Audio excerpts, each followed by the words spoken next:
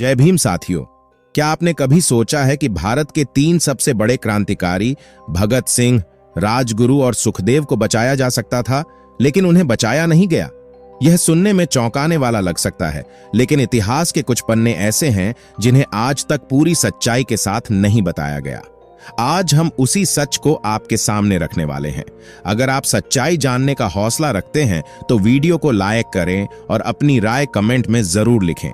मार्च 1931 भारत के इतिहास का वह दौर जो भावनाओं और क्रांति की गूंज से भरा हुआ था। पूरे देश की सांसें थमी हुई थीं, क्योंकि हर किसी को एक फैसले का इंतजार था। लाहौर सेंट्रल जेल में बंद 3 नौजवानों के भविष्य का। ये थे भगत सिंह, राजगुरु और सुखदेव। देश भर की निगाहें उस समय के बड़े नेताओं और उनके कदमों पर टिकी हुई थीं।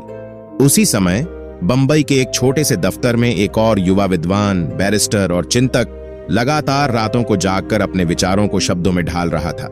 ये थे डॉक्टर भीमराव अंबेडकर। एक और भगत सिंह जैसे क्रांतिकारी थे जो युवाओं के जोश और बलिदान के प्रतीक बन चुके थे, और दूसरी ओर डॉक्टर अंबेडकर जो समाज के वंचित और पीड़ित वर्गों की आवाज बनकर उभर रहे थे। आज भी कई लोगों के मन में यह प्रश्न उठता है कि जब पूरा देश भगत सिंह को बचाने की मांग कर रहा था, तब डॉक्टर अंबेडकर की भूमिका क्या थी? क्या उन्होंने इस दिशा में कोई प्रयास किया? और यदि किया तो वह सफल क्यों नहीं हो सका? आखिर उस समय की परिस्थितियां कैसी थीं जिन्होंने उनके रास्ते को कठिन बना दिया? आइए इस प्रसंग के जरिए इतिहास के उन पहलुओं को समझने की कोशिश करते हैं जिन पर अक्सर कम चर्चा होती है। भगत सिंह को सिर्फ बम और पिस्तौल उठाने वाले क्रांतिकारी के रूप में देखना अधूरा है।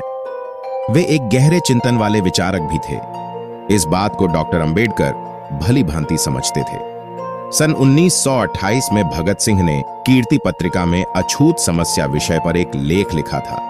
उस लेख में उन्होंने साफ शब्दों में कहा था कि जब तक देश से छुआछूत और जाति भेद खत्म नहीं होगा, तब तक असली आजादी का कोई महत्व नहीं रहेगा। उन्होंने समाज के वंचित वर्गों से आह्वान किया था कि वे एकजुट हों और अपने अधिकारों के लिए संघर्ष करें। डॉक्टर अंबेडकर ने जब इन विचारों को पढ़ा तो उन्होंने इसकी गहराई को महसूस किया। वे जानते थे कि लाहौर जेल की अंधेरी कोठरी में बैठा यह 23 वर्षीय युवक केवल अंग्रेजों से मुक्ति नहीं चाहता, बल्कि पूरे समाज में एक बुनियादी बदलाव लाने का सपना देख रहा है।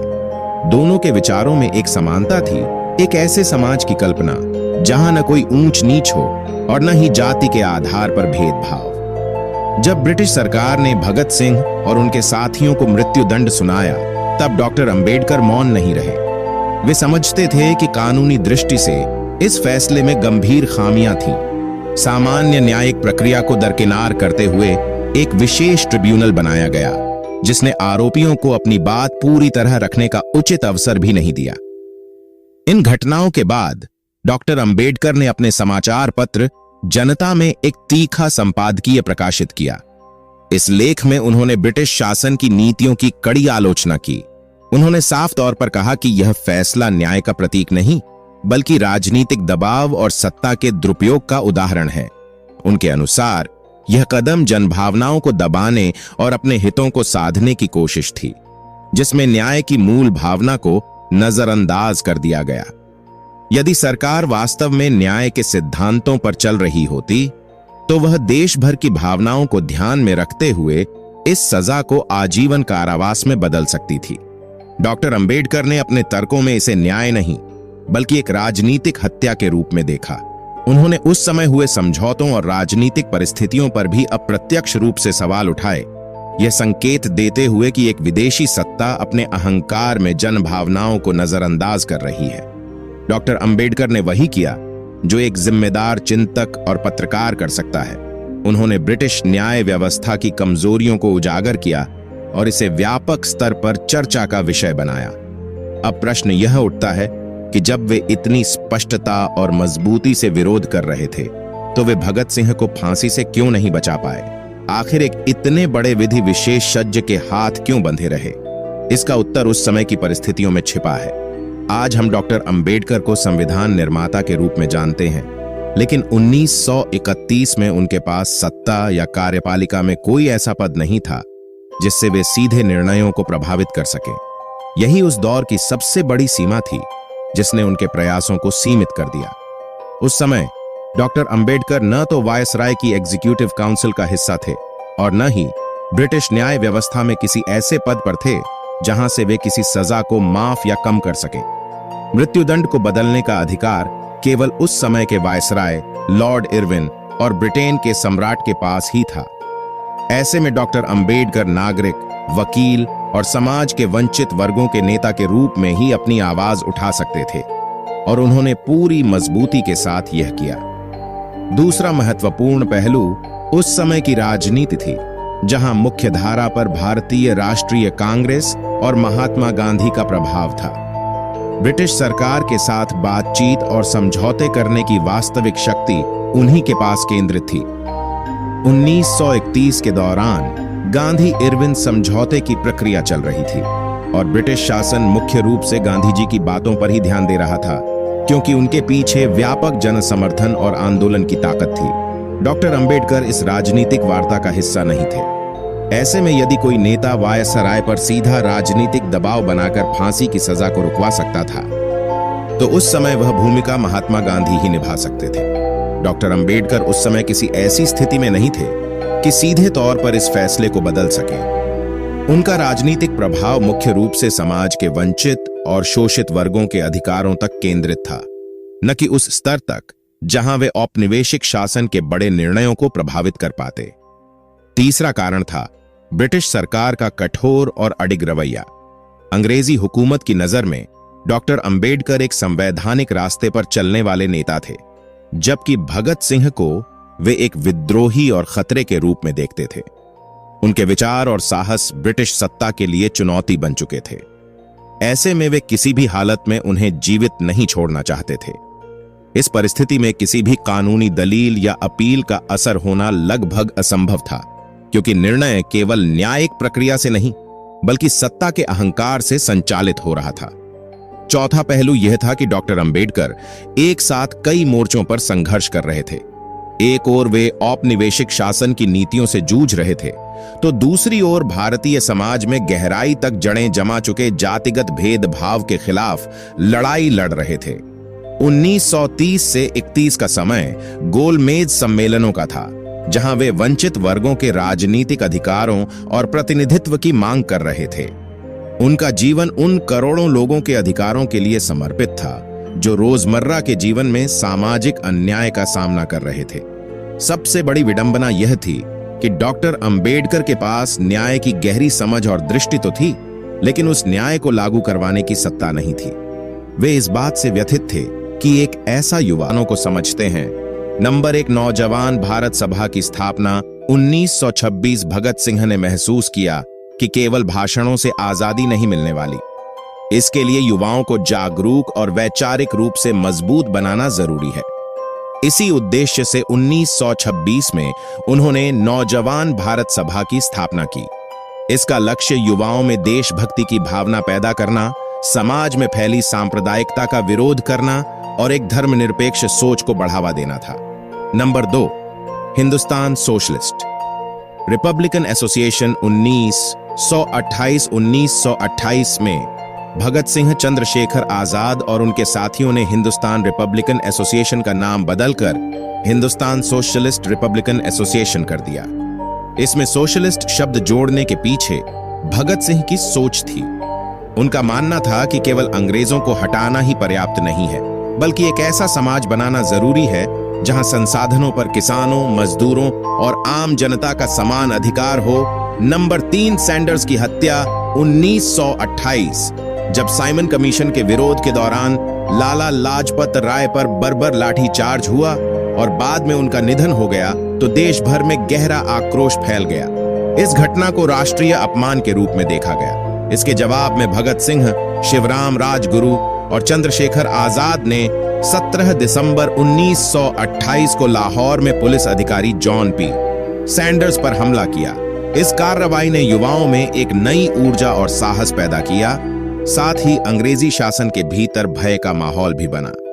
नंबर 4 सेंट्रल असेंबली में बम फेंकना 8 अप्रैल 1929। यह घटना भगत सिंह के जीवन की सबसे चर्चित और रणनीतिक कार्रवाइयों में से एक थी। उस समय ब्रिटिश सरकार ऐसे कानून लागू करना चाहती थी जो जनता के अधिकारों और मजदूरों की हड़ताल की स्वतंत्रता को सीमित करते थे। विरोध दर्ज कराने के लिए भगत सिंह और बटुकेश्वर दत्त ने दिल्ली की सेंट्रल असेंबली में ऐसे स्थान पर बम फेंके जहां किसी को नुकसान न पहुंचे। उनका उद्देश्य किसी की जान लेना नहीं, बल्कि अपनी आवाज को मजबूती से उठाना था। उन्होंने पर्चे भी बांटे जिनमें संदेश था कि बहरों को सुनाने के लिए तेज आवाज की जरूरत होती है। इसके बाद वे स्वयं गिरफ्तार हुए ताकि अदालत को अपने विचार रखने का मंच बना सके। नंबर 5, अदालत को मंच बनाना और जेल में भूख हड़ताल। गिरफ्तारी के बाद भगत सिंह और उनके साथियों ने जेल में भारतीय और यूरोपीय कैदियों के बीच हो रहे भेदभाव के खिलाफ लंबा संघर्ष किया। उन्होंने एक ऐतिहासिक भूख हड़ताल शुरू की जो कई हफ्तों तक चली। इस दौरान जतेंद्र नाथ दास ने अपने प्राण त्याग दिए। को समझते हैं। नंबर 1, नौजवान भारत सभा की स्थापना 1926। भगत सिंह ने महसूस किया कि केवल भाषणों से आजादी नहीं मिलने वाली।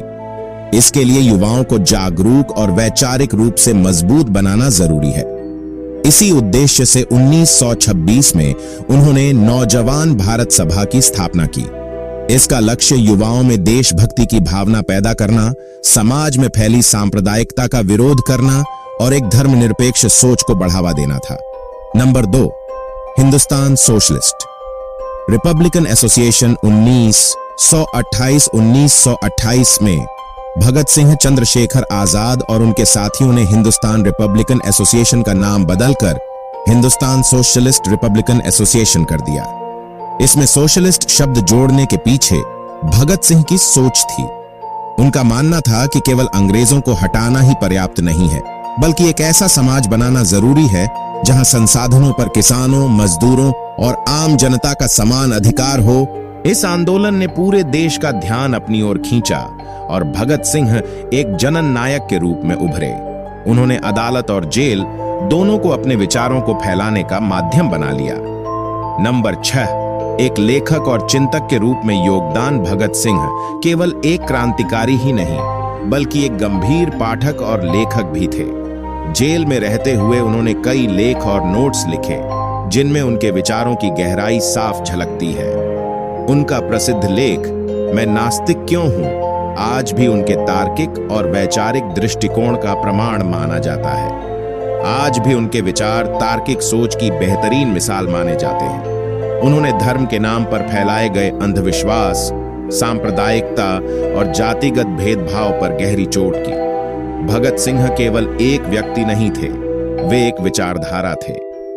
डॉक्टर अंबेडकर ने भी यह स्पष्ट किया था कि किसी व्यक्ति को समाप्त किया जा सकता है, लेकिन उसके विचारों को नहीं।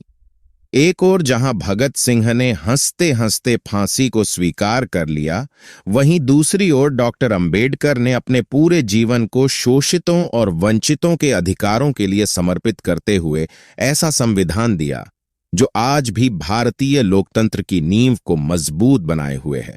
जब जब देश में अधिकारों की बात होगी और अन्याय के खिलाफ आवाज उठेगी, तब तब भगत सिंह की क्रांतिकारी सोच और डॉक्टर अंबेडकर के संवैधानिक आदर्श साथ साथ खड़े नजर आएंगे। इनकलाब जिंदाबाद की गूंज और संविधान के मूल्यों की ताकत, यही इस देश की असली पहचान है। जय हिंद, इनकलाब जिंदाबाद। आज की प्रस्तुति यहीं समाप्त होती है। अगर आपको यह वीडियो सार्थक लगा हो तो अपनी राय कमेंट में जरूर साझा करें। आपके सुझाव और विचार हमारे लिए बेहद महत्वपूर्ण हैं। इस चैनल पर हम नियमित रूप से डॉक्टर अंबेडकर के जीवन, उनके विचारों और उनसे जुड़ी महत्वपूर्ण जानकारियां लेकर आते रहते हैं। यदि आप ऐसे ही और विषयों को जानना चाहते हैं तो कृपया हमारे चैनल अंबेडकर वॉइस को सब्सक्राइब करें और वीडियो को अपने दोस्तों के साथ साझा करना न भूलें। पूरा वीडियो देखने के लिए आपका धन्यवाद।